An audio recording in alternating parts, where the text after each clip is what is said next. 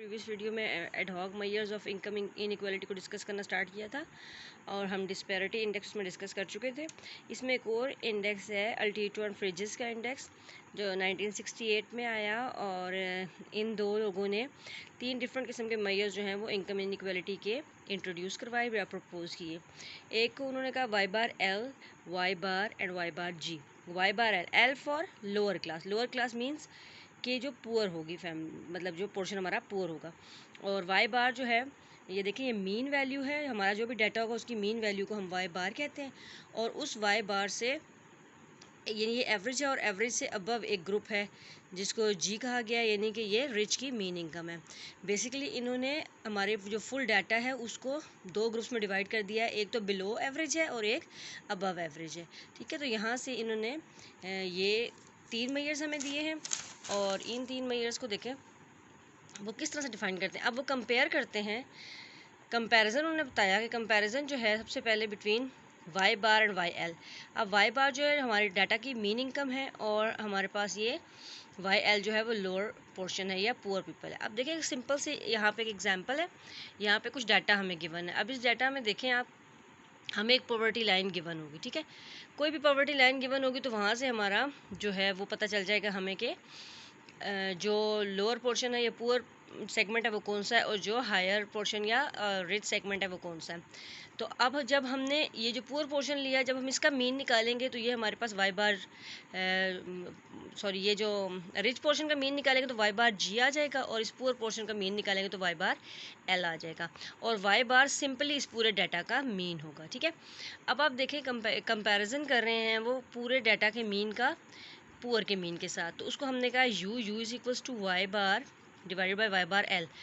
Then second time पे comparison हो रहा है रिच सेगमेंट का और पुअर सेगमेंट का, तो रिच का मीन डिवाइडेड बाय पुअर का मीन, इसको हमने वी से कहा। और थर्ड में कंपैरिजन हो रहा है रिच का और ओवरऑल इनकम का।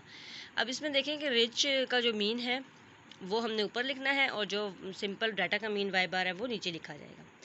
अब ये डाटा जो है बेसिकली जो ग्रुप्स हमारे बन गए, अब इसमें हमने इसकी लिमिट्स डिफाइन करनी है। अब देखिए जब भी हम इनइक्वालिटी की बात करते हैं तो 2 केसेस होंगे, या तो परफेक्ट इक्वालिटी होगी या परफेक्ट इनइक्वालिटी होगी।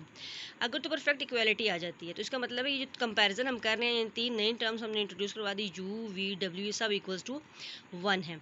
तो इसमें क्या आ गया हमारे पास कि ये सब की वैल्यू सेम आ गई, सब के पास सेम अमाउंट ऑफ इनकम है। ठीक है, तो ये हमारे पास कौन सा केस है, परफेक्ट इक्वालिटी का केस है। लेकिन अगर यहाँ पे आ जाए इनइक्वालिटी का, जब हम इनइक्वालिटी की बात करते हैं तो इनइक्वालिटी का मतलब ये होता है कि हमारे पास जो एक इंडिविजुअल है उसने सारी जो है वो होल्ड की हुई है इनकम।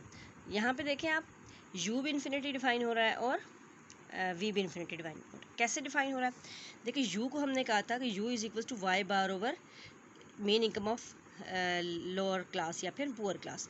अब देखिए जब पुअर क्लास के पास है ही नहीं तो उसकी मीन इनकम ज़ीरो हो जाएगी। तो जब ओवरऑल मीन को हम 0 से डिवाइड करते हैं तो हमारे पास यू इन्फिनिटी डिफाइन हो जाता है। ठीक है, इसी तरह यहाँ पे देखें दोबारा यही केस है कि जब हमने रिच सेगमेंट का पुअर सेगमेंट के साथ कंपैरिजन करना है तो पुअर सेगमेंट के पास तो कोई इनकम है ही नहीं, जब हम इसकी जगह 0 पुट करते हैं उसको सॉल्व करते हैं तो ये इन्फिनिटी आ जाती है। इन्फिनिटी का मतलब है अनडिफाइंड लिमिट्स, तो अनडिफाइंड लिमिट्स तो वैल्यूएबल नहीं है, तो हमने इनको फिर डिफाइंड लिमिट्स में चेंज करना है। उससे पहले हम डब्ल्यू कंपैरिजन देख लेते हैं। डब्ल्यू में आप देखें कि वाई बार जी ओवर वाई बार होता है। वाई बार जी में अब देखें कि जी जो है वो रिच है, रिच में सिर्फ एक ही बंदा है, यानी जितनी भी इनकम है वो एक बंदे के पास है। ठीक है, जैसे मीन का जो फॉर्मूला होता है ना, समेशन वाई ओवर एन होता है, तो अब यहाँ पे एन क्या है, एन 1 है, 1% है। ठीक है, तो वाई बार ओवर एन ये पुअर का ओवरऑल इनकम का मीन। तो यहाँ देखिए वाई जो सम ऑफ वाई कैंसिल हो जाएंगे, तो हमारे पास यहाँ क्या बचता है 1 डिवाइडेड बाई 1 बाई एन। जब हम इसको सीधा करते हैं सॉल्व करते हैं तो हमारे पास ये क्या आ जाता है, एन आ जाता है। ठीक है, तो एन जो है बेसिकली हमारे पास नंबर ऑफ़ पॉपुलेशन होती है या जितना भी हमारे पास डाटा गिवन होता है वो एन होता है। तो जो डब्ल्यू की लिमिट है वो तो डिफाइंड हो गई कि उसकी लोअर लिमिट 1 होगी और अपर लिमिट जो है वो एन होगी। अब हमारे पास जो अनडिफाइंड लिमिट्स आई हैं उनको हम डिफाइन करने के लिए हम लिखते हैं कि अगर हम एक वाई प्राइम की टर्म इंट्रोड्यूस करवाते हैं, Y prime is equals to 1 minus 1 by U prime is equals to 1 minus 1 by U. अब देखें 1 बाई यू जो है हमारे पास इन्फिनिटी आ चुका है, तो 1 बाई इन्फिनिटी का मतलब होता है 0। इसका मतलब है कि यहाँ 1 है माइनस 0, 1 माइनस 0, तो वाई प्राइम हमारे पास क्या आ गया है 1 आ गया, ठीक है। यानी जब हमारे पास y इन्फिनिटी था, जब हमारे पास u इन्फिनिटी था तो u प्राइम हमारे पास क्या आ गया, 1 आ गया, ठीक है। और इसी तरह अगर हम v की तरफ जाते हैं तो v में भी आप देखें कि v प्राइम हमने एक टर्म इंट्रोड्यूस करवाई, v prime is equals to 1 minus 1 over v।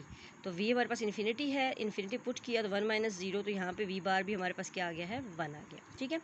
ये इनकी अपर लिमिट्स आ गई थी। लोअर लिमिट्स तो हम ऑलरेडी देख चुके थे, u v 1 था। जब u और v की लोअर लिमिट गिवन थी तो हम चूँकि डाटा को u को u प्राइम में चेंज कर दिया, तो यहाँ पर भी हमें इसको थोड़ा सा इसकी लोअर लिमिट को चेंज करना पड़ेगा।